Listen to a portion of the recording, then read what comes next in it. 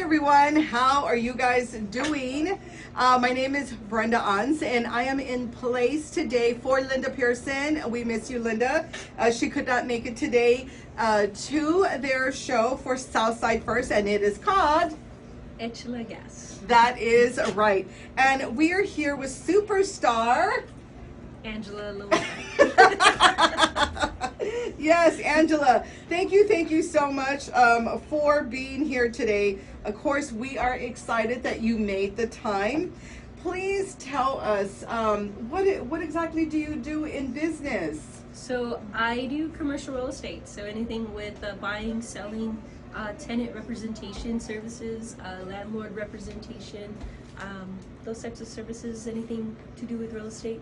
I love it. Well, I totally have a couple of questions, and I have them here on my phone, so you guys are going to see me looking down because we were very detailed about these particular questions. What are the key factors small business owners should consider before leasing commercial space? There's a lot that goes into it. That's a really heavy question. To be honest, it really is. Yeah, that's heavy. And so when it comes to commercial real estate and it comes to a small business owner acquiring any type of real estate, first things first is always hire a professional. So whether it's an attorney or a real estate agent that's familiar with commercial real estate is key. And there's a lot of reasons why you would consider that. And the big reason is there's a lot of mistakes that can happen, and at the end of the day, remember, you're a small business. I'm sure it's costly if we make a mistake not getting a professional like you to come in. Right, exactly. That's already scary, yes. All right, so I have another question. Can you explain the different types of commercial lease and how they impact small businesses? Yeah, so there's a variation of types of leases. You got a modified gross lease, you have a triple net lease, and then you'd also have a percentage lease. Not all leases are fit for all business owners. So modified gross lease is typically like, hey, it's going to be this much, and there'll probably be an increase every year, most likely, and sometimes that's about a 3% increase. It varies. You'll find a lot of those in our urban areas sometimes. And then you have your triple net leases, which triple net stands for your taxes, your common area maintenance, and your insurance. So when you go lease out a space, you have your base rate, and then you'll also have your triple net rate. That it's really important to either figure out or hire a professional to say, are these triple nets accurate?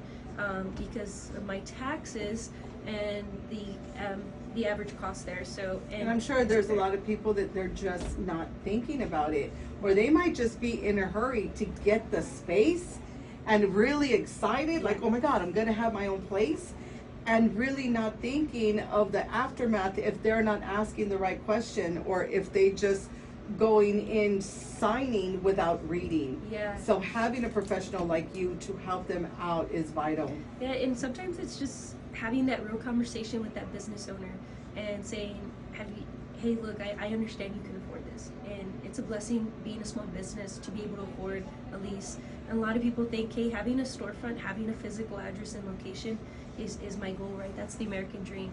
But is it the right decision for your business? And that's where we stop you and we sit down with you and say, hey, do you have your business plan together? Right, and y'all did a Roman Unlimited did a business planning, right? Yes. So we knew how vital that was. And it grows with you. And so we kind of want to see how serious you are as a business owner. So we'll definitely ask for that. But that also is going to be very important when you go for any type of lending, right? So maybe you might need to finish out some of the space. So we'll always ask for that, and that's really important, and that's going to kind of give us where you're at financially. And then secondly, taking into consideration, hey, who's paying for the water, who's paying for the light? And oh, that's right. Yeah, that's a big bill. So and that's just like going into an apartment. Like, I mean, it's worse than apartment. It's worse than apartments. Oh my goodness. So, yeah, you're right, because that could get you. That's a lot of money, especially if it's a really big space. Yeah, and then not just that, but you know, if you're a tenant, you're going into a space, you're going to have to obtain insurance. And usually that's a minimum of $1 million coverage. I already have a headache. Hold on. That is so much that I guess the leaser is that what the leaser, the tenant would have to think about. Yeah. And it even goes even more in depth, right? So it goes even into the HVAC services. So who's responsible for the HVAC? Should the HVAC, So there's a lot of little, small, minute things that, you're not going to know all the answers to. And when you're kind of answering some of my next question, which was, what are the common pitfalls small business owners face when leasing commercial space, and how can they avoid them? Yeah, so there's Did you see my face? I'm like, oh my gosh. There is so many things that could go wrong. Number one is, and what I see very common in this field is the landlord's eager to lease, right? He needs the money, and the tenant is excited because they see this vision, they have a goal, right? Yeah. And they don't take certain things into consideration as small as zoning. So, and zoning is extremely important. And that's why we need your expertise, because I'm telling you, a lot of what you have said today, I really didn't even think about that. Yeah. But if this is going to be their new future home for their business, they better have thought about all that, because once they sign the lease and they didn't take care of themselves as far as thinking of everything that you're talking about, like you said, you're going to face some hard times. Yeah, and so in real estate, there's two, specifically commercial real estate, you'll receive a contract, and either it's a TAR document, which is a Texas Association of Realtors promulgated, I probably said that word terribly wrong, contract, and that one I could review, interpret, and discuss with my client and suggest some guidance there. And then you have another contract, which is probably prepared by the landlord and his attorney. And that's where things get sticky. And yeah, you got to know what you want, so you better signing. We better have you with us. Yeah. So that's what's happening. Yeah. So what negotiation strategies can small business owners employ to get the best lease term? I can't tell you my secrets. Okay, no secrets. No, we have to hire you in order to get those. No, there's many ways to go about it, and at the end of the day, it's real estate. Everything's negotiable, is what I say. It's like the dating game. It's like the dating game. You get a lot of no's before the right one says yes. And but at the end of the day, you have two parties that are trying to come to some sort of an agreement. Yeah. And it's really important. I can't cuss, right? No. Okay. But she's like, you really. You got two people who. You got to be. We have to be smart about it. But yeah. we have to be smart about it. The small business, yeah. And like you said, it doesn't hurt. It only helps to get your expertise and to bring you in. Because like I was saying, in the long run, if this is going to be their second home, because, I know where I am located, this truly is my second home. And I want to make sure that my light stays on and the water stays on. But your customers stay happy. And my customers stay happy, but I stay happy. And I stay happy because I can afford to be where I am at. So if I am in a place where they pay the light for me, or I would think we would try to get ourselves in a place that fits our budget, and for what we're paying, what can we get for what we're paying? Yeah. So, but you only made me think of that really as we are talking here today. So again, what you do is like really, really important, and I think that people try to skip. You know what I mean? They could get a better deal. Yeah, thinking, oh, I could get a better deal, or I can negotiate better, and sometimes that really does go against us. Yeah, a common mistake I see is, hey, my primo has a spot, and he said I could lease it from him. And they try to do, this handshake negotiation. And they're like this. Yeah. Okay, we got it. and then your primo's not your primo no more, and it's like, I need to get out of here. What can I do? And so that leads me to my next question. What legal considerations should small business owners be aware of when leasing commercial space? Yeah, so there's two sides to that. The first side is, what does a business owner need to do to be in compliance with the city, right? And that's obtaining things like certificate of occupancies. Is your building to code for that use? And the health department, okay, like if you're a restaurant. Yes. The other side to that is, one, I'm not a real estate attorney, I'm just a real estate agent.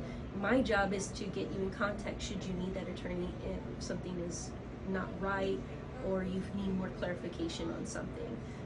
I work very closely with attorneys. I work very closely with the city. Yes. You know, just to make sure that my clients are capable and able to do what they want. And taken care of. Yes. You know, I'll be real with you. There is certain locations in San Antonio that, you're like, man, you know, Southside, for example. I'm here on the South Side, and my lease rates are almost as expensive as Stone Oak. And people are like, why? And it's a concept called scarcity. You know, now City Base is booming. Now we finally got some nice stuff out there. And they want to definitely charge us extra. We've been waiting. It's the taxes. Yeah. You know, the taxes. But we've been waiting forever. We've been waiting, I don't even know, a lifetime. There's a lot happening in our community, or in the Southside community, that implements growth. Yes. And so now we just got to find a way to attract more businesses. But you know, and that's why you are so important, because you'll find that way. You know, you will find that way, and we feel better. And sometimes you have to invest money in your business. You have to invest money in your business. So, you know, investing money to hire you, I think, is a good thing, because in the long run, you could be, what's the word? So you could be in a lot of trouble. If you signed something and you didn't read, or you didn't understand it, or you weren't aware of the law, or whatever this could be. Yeah. So definitely your job is really crucial for anybody that is looking. Yeah. So can you share success stories or examples where small businesses were, impacted from their commercial lease terms? Negatively. So can you share success stories or examples where small business were negatively impacted from their commercial lease terms? Sorry, that was a long one. Because that's two questions in one. Right, oh my question, God. Can you share a success story and give an example? Okay. So I helped an organization actually just down the street here, a tamale company. Okay. And which is a small mom and pop kind of organization. Yes. Margaritas, tortillas, I think it's called. Oh, nice. They're from Austin, and we put them up here on Mannix Drive, and we did a 10-year lease, which with the option to purchase. Oh, very nice. So and in the case that they choose to purchase that real estate, yes, they have that option there, right? So it's like, hey, I established my business here, and I sell tamales and tortillas, and I do what I need to do. But this is how I make my bread and butter. So if I move again, is it gonna hurt my business? And the answer is typically yes, right? You gotta stay. And so that's a good success story, right? Small business turned long term, yes, and hopefully turns into forever. I love it. I love it.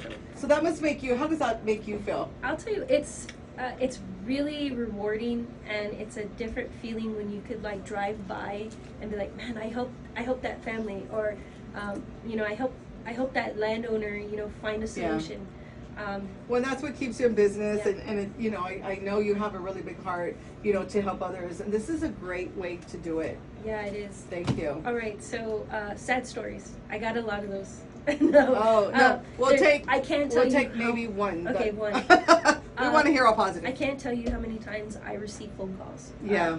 From a known, this one particular, individual calls me and explains to me, can you help me with this lease? Uh-huh. And I let's have some coffee. I'm a very in-person type person. Yeah.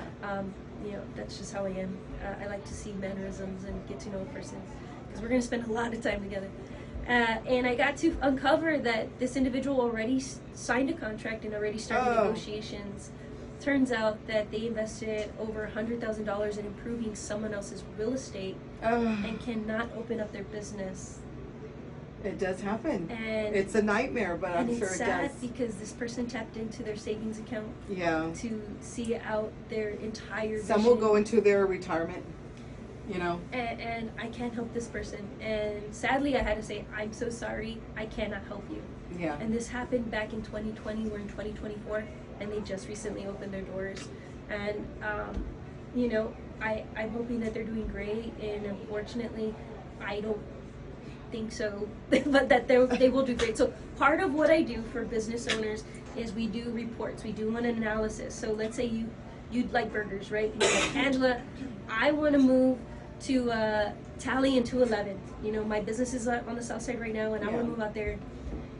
Will I be successful? And I can actually pull the data and see how many people order burgers, right? Yeah. And so we could determine how many burger places are there and what's your competition like.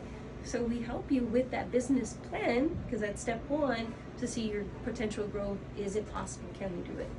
Thank you so much. Now, if someone wants to get a hold of you, how do they do that? They could simply send me an email.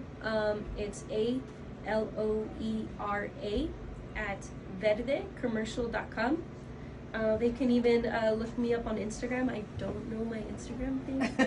But we can go ahead and get your information, and we will put that, in the comments. Yeah. But we want to thank you. Thank you so much for coming in. This is fun. Definitely what you do is amazing, because you were going out and you were helping the small businesses, the large businesses. You're definitely making them, think of everything, because like you were saying, there are some pitfalls if you don't hire a professional to come in. That was a really sad story that you just, shared with us. I mean, it kind of gives me the chills, because I am a small business myself. And we need people like you to take care of us. Like, we are so excited just to get out there to get our place. Yeah. Like you said, people are, of course, heavily investing, and then all for nothing in that instance, because they didn't hire your expertise or somebody's expertise to come in and really look at that fine print on what they are signing. Yeah. That does matter. Yeah, it really does. Yes. But Angela, I thank could you sit here for so days. much for coming in today. You are amazing. Thank you guys for tuning in. And if you have any questions for Angela, put that below. She can always, come back to our page and answer you guys. So again, thank you. Thank you for coming. Thank you guys for tuning in, and we'll see you later.